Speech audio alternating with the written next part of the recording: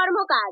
কলকাতার জনপ্রিয় অভিনেতা সায়ন কর্মকার কাজ করেছেন বহু জনপ্রিয় ধারাবাহিকে। কে আপন কে পর, জীবনসাথীর মতো জনপ্রিয় ধারাবাহিকে তাকে কাজ করতে দেখা গেছে। সায়ন বোস বর্তমানে জি বাংলার জনপ্রিয় ধারাবাহিক হলো কে প্রথম কাছে এসেছি।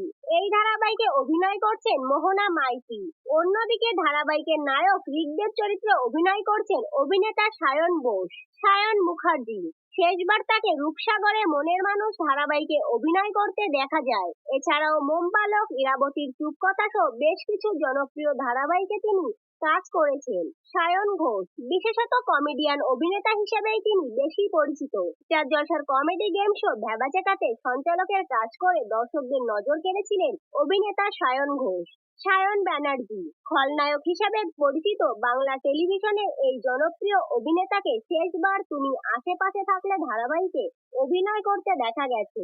এদের মধ্যে কোন অভিনেতাকে আপনার পছন্দ কমেন্টে অবশ্যই জানাবেন। এরকম নিত্য নতুন আপডেট পেতে ভিডিওটি লাইক ও চ্যানেলটি সাবস্ক্রাইব করে পাশে থাকুন। ধন্যবাদ।